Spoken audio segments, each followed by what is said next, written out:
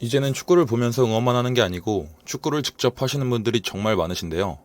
경기장에 도착하면 설레는 마음으로 축구와 끈을 묶고 2시간 동안 국가대표 선수들보다 열정적으로 뛰시는 분들이 정말 많습니다. 경기를 뛰는 동안 너무 행복했지만 경기가 끝나고 집에 돌아가는 순간 무릎이 아파서 다리를 쩔뚝이며 천천히 걸어가는 분들 쉽게 목격할 수 있는데요. 축구에 입문한 지 얼마 되지 않았는데 축구 실력을 빨리 늘리고 싶어서 매일 훈련을 하고 주말마다 경기를 하면서 축구를 무리하게 하시다가 무릎 통증으로 2, 3개월 정도 축구를 못하는 분들을 주변에서 자주 보실 겁니다. 사실 축구를 하면서 무릎 부상은 흔한 일인데요. 축구를 마치고 가벼운 수준의 통증은 하루 이틀 정도 지나면 금방 회복되지만 통증이 지속되는 경우 일상생활에도 많은 지장을 주고 심각한 부상의 경우에는 무릎 수술을 하는 상황으로 이어지기 때문에 평소에 무릎 관리를 신경 써주셔야 합니다. 저는 3번의 무릎 수술을 했지만 프로선수로 9년이라는 시간을 보냈고 2014년도에는 대한민국 축구 대표팀의 일원으로 인천 아시안게임에서 금메달을 획득한 이태호입니다. 축구를 하면서 무릎 통증으로 한 번이라도 고민하셨던 분들은 이번 영상 끝까지 시청해주시고 프로선수처럼 무릎 관리하시면서 행복한 축구하시면 좋겠습니다. 모두가 알고 있는 사실은 평지보다 내리막길을 내려오는 상황에서 무릎에 가해지는 부담이 훨씬 크고 중력의 영향으로 적게는 체중의 2~3배 이상 부담이 가해진다고 알고 있습니다.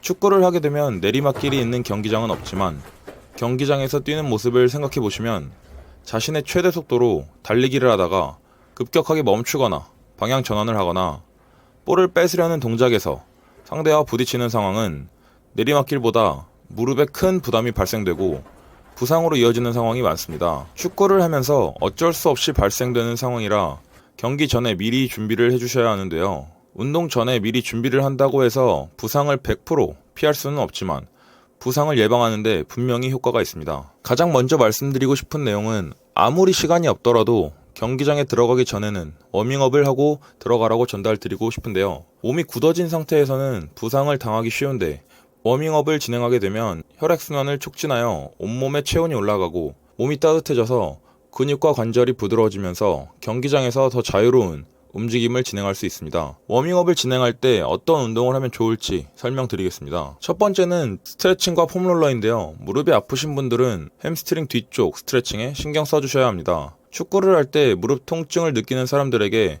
햄스트링 스트레칭은 정말 중요한 역할을 합니다. 햄스트링은 허벅지 뒤쪽에 있는 근육으로 무릎과 엉덩이를 연결해주는 중요한 부위입니다. 이 근육이 뻣뻣하거나 짧아지면 무릎 관절에 과도한 부담이 생겨 통증이 발생되는데요. 축구는 빠른 움직임과 급격한 방향 전환이 많아서 무릎에 가해지는 압력이 상당히 크기 때문에 햄스트링의 유연성이 더욱 중요합니다. 경기 전에 꾸준히 햄스트링 부위를 스트레칭 해주신다면 근육이 길어지고 유연해져서 무릎 관절이 부드럽게 움직일 수 있게 도와줍니다. 또한 햄스트링 근육이 강하고 유연해지면 무릎 주변의 근육들이 균형을 잡아줘서 부상 위험도 줄일 수 있습니다. 이뿐만 아니라 스트레칭은 혈액순환을 개선시켜 근육의 피로를 줄이고 회복을 더 빠르게 만들어줍니다. 축구를 하기 전이나 후에 햄스트링 부위를 스트레칭 해주시면 무릎의 긴장을 완화시킬 수 있고 장기적으로도 통증 관리와 예방에도 큰 도움을 줄 수 있으니 무릎 통증을 줄이고 더 오랫동안 축구를 즐기기 위해서는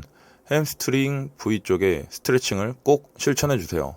폼롤러가 있으신 분들은 폼롤러로 햄스트링 부위를 꼭 풀어주세요. 다음은 무릎 보강 운동입니다. 통증이 발생되는 부상 부위에 따라서 정말 다양한 보강 운동이 있는데요. 저는 프로선수 생활을 하면서 은퇴할 때까지 매일 팀 운동 시간 전에 항상 웨이트장에 먼저 도착해서 무릎 주변 보강 운동을 최소 1시간 이상 진행했습니다. 축구를 하면서 무릎을 강하게 만들기 위해서는 무릎 주변 근육을 강화하는 운동이 필요합니다. 정말 다양한 운동 방법이 있지만 저는 선수 생활을 했기 때문에 관절에 무리가 가더라도 근육을 키우기 위해서 기구를 이용한 운동을 진행했는데요. 제가 진행한 운동은 레그 컬과 레그 익스텐션입니다. 두 가지 운동은 관절에 무리가 가기 때문에 아마추어 분들께서는 밴드 운동이나 한발 스쿼트 동작을 추천드립니다.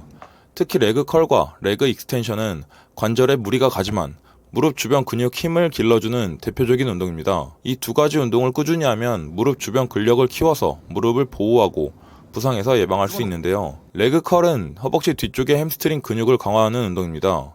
이 운동은 누워서 다리를 굽히거나 기구를 이용해서 발목에 저항을 주며 다리를 굽히는 방식으로 진행됩니다. 햄스트링은 무릎의 안정성을 책임지는 중요한 근육이기 때문에 레그 컬을 통해서 이 부위를 강화하면 축구 경기 중 갑작스러운 움직임이나 방향 전환에서도 무릎을 효과적으로 보호할 수 있습니다. 처음 시작할 때는 가벼운 무게로 정확한 자세를 유지하면서 천천히 진행하는 것이 중요합니다.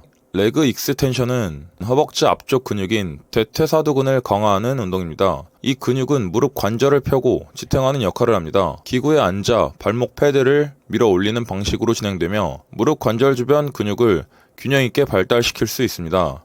레그 익스텐션을 통해 대퇴사두근이 강해지면 무릎이 더 안정적으로 움직일 수 있고 충격을 흡수하는 능력도 향상됩니다. 이 운동 역시 가벼운 무게로 시작하여 천천히 반복 횟수를 늘리는 것이 좋습니다. 이 두 가지 운동은 서로 보완적이어서 무릎 주변 근육을 균형 있게 강화할 수 있습니다. 중요한 점은 무리하지 않고 적절한 무게와 정확한 자세를 유지하는 것입니다. 레그 컬과 레그 익스텐션은 기구로만 가능한 운동은 아니기 때문에 고무밴드를 걸고 진행하시거나 지인분께 부탁해서 손으로 저항을 만들어서 진행하는 방법이 있는데요.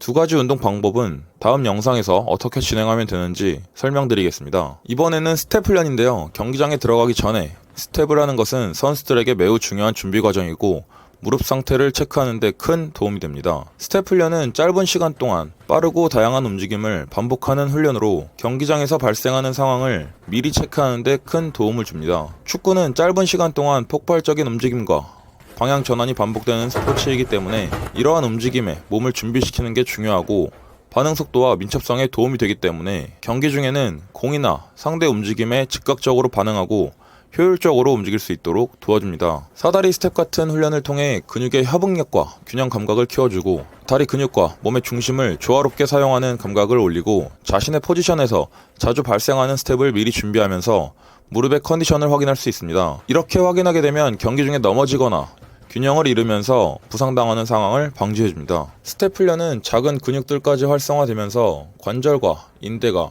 더 안정적으로 움직일 수 있도록 준비됩니다. 특히 경기 초반에 발생할 수 있는 갑작스러운 부상을 줄이는 데 도움이 되기 때문에 축구를 더 안전하고 효과적으로 즐기기 위해서는 경기 전에 스텝 훈련을 꼭 실천해보세요. 마지막으로 무릎 통증이 심하신 분들은 무릎 보호대를 착용하는 방법도 추천드립니다. 프로선수 시절에도 운동을 하지 않는 시간에는 무릎 보호대를 착용했고 운동 중에는 무릎에 테이핑을 했습니다.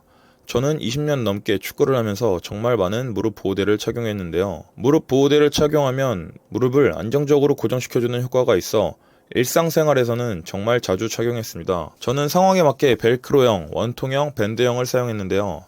일상생활에서는 무릎의 움직임을 최소화시켜주기 위해 고정력이 좋은 벨크로형 보호대를 착용했습니다.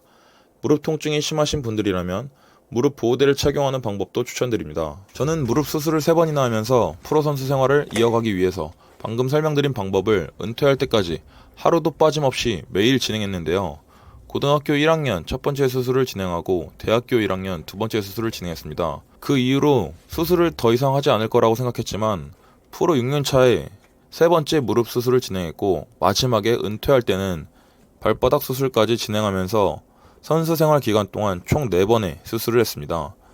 이렇게 수술을 많이 하다 보니 다른 선수들보다 부상 관리에 더욱더 신경을 쓸 수밖에 없었고 좋아하는 축구를 계속하기 위해서 4번의 수술을 하고도 경기장으로 계속 향했던 것 같습니다. 마지막에는 부상으로 몸이 너무 망가지면서 축구를 즐길 수 없었는데요. 은퇴를 하고 나서 아마추어분들을 많이 만나고 저랑 같은 부상이라는 고민으로 축구를 즐기시지 못하는 분들이 많으신데요. 앞으로 부상 관련해서 어떻게 치료하면 좋은지 어떤 보강 운동이 있는지 전달드리겠습니다. 영상 시청해 주셔서 감사드리고 구독과 좋아요 클릭해 주시면 감사하겠습니다.